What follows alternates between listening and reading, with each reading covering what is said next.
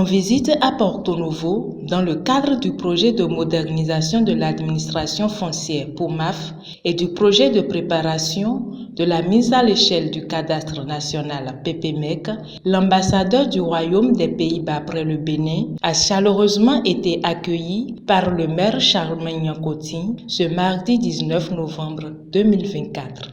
Après quelques minutes d'entretien avec le maire, la délégation fut ensuite installée à la salle de délibération de la mairie pour une séance d'échange avec l'équipe technique ayant travaillé sur le projet PPMEC, les chefs quartiers des 2 arrondissements qui ont bénéficié du projet et les populations bénéficiaires. De 2022 à 2023, la commune de Porto Novo a bénéficié de la couverture d'une superficie d'environ 2512 hectares pour 31 747 droits fonciers enregistrés dans la base nationale des données cadastrales dénommée e-foncier Bénin. Le dispositif inclusif mis en place par le projet PMAF en son temps a permis d'enregistrer plus de 3 724 parcelles au nom des femmes. Bien que ce chiffre ne soit pas négligeable, il faut noter que l'accès des femmes à la terre demeure un réel défi. Un an après l'enregistrement collectif des parcelles dans le cadastre à Porto Novo, il y a eu des cas de parcelles morcelées, fusionnées, des cas de donation de parcelles et des propriétaires absents à l'enregistrement. Au regard de tous ces changements survenus sur certaines parcelles, il a été jugé nécessaire d'initier au plus vite la mise à jour des données foncières contenues dans le cadastre. L'objectif poursuivi est de pouvoir rendre conforme la base de données cadastrales à la réalité de terrain.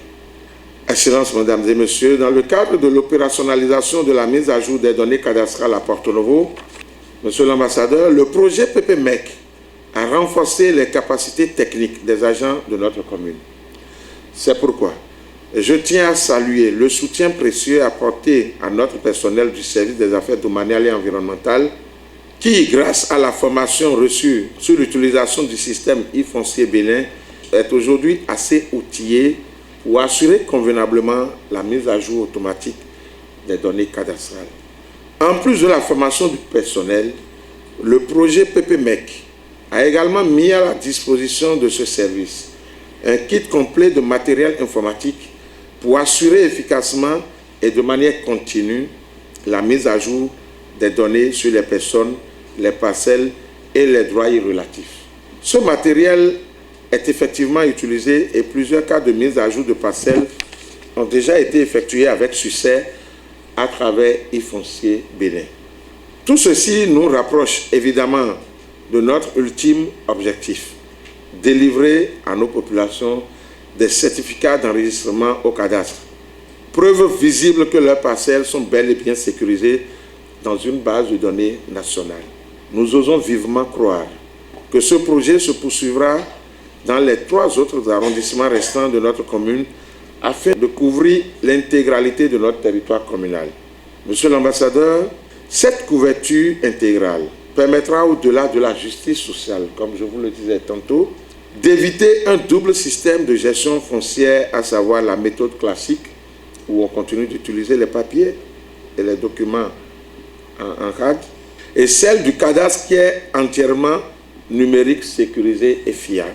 Le président Patrice Talon, convaincu de l'importance du foncier pour le développement économique, pour la paix sociale, pour la justice sociale, pour la gestion rationnelle des ressources environnementales, a fait du foncier une priorité. Et c'est pour ça que diverses actions ont été entreprises et menées dans le sens de l'allègement des procédures de formalisation des transactions foncières, autant que dans le sens de la modernisation de la législation foncière domaniale au Bénin. C'est ce qui explique l'amendement apporté à la loi 2013-01 qui porte code foncier et domanial en République du Bénin pour tenir compte des réalités d'effectivité. Et c'est pour cela que, depuis lors, la réalisation du cadastre national est considérée comme une indispensable opération nécessaire pour le développement socio-économique du Bénin.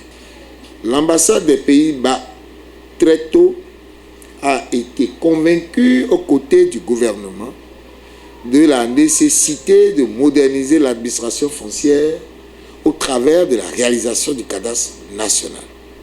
C'est donc le lieu pour moi de témoigner de toute notre gratitude à l'ambassade du Royaume des Pays-Bas pour cet accompagnement continu. C'est également le lieu pour moi de féliciter et remercier tous les différents acteurs qui n'ont de cesse d'œuvrer pour l'atteinte de cet objectif que le gouvernement s'est fixé. Je vais parler de la réalisation du cadastre national. Aujourd'hui, la réalisation du cadastre national est en marche et cette marche est irréversible puisque nous sommes en train d'entrer de plein pied dans la généralisation des opérations de réalisation du cadastre national au Bénin. L'ambassadeur du Royaume des Pays-Bas a quant à lui réaffirmé son soutien aux côtés du maire Charlemagne Nyankotine après avoir témoigné sa satisfaction. Nous sommes convaincus que l'activité de foncier, c'est une activité clé pour le développement économique inclusif du pays et de la commune. Et effectivement, et j'ai bien entendu, il y a deux côtés. Il y a le côté technique, une bonne base de dates, le développement des fonciers, l'entraînement de les équipes, mais également important, il y a aussi le côté social. Et la sécurité pour vous, les bénéficiaires, d'avoir des titres. Une condition importante pour investir, pour produire. C'est exactement pour cette raison qu'on fait ici au Bénin. Et je suis très content que je peux vous confirmer ce matin qu'on peut financer une extension du PPMEC pour l'année 2025.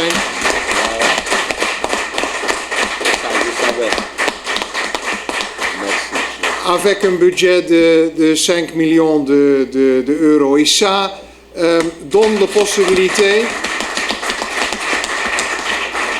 de continuer les discussions qu'on a maintenant avec, entre autres, la Banque mondiale, de mettre en escale notre projet financier au niveau national.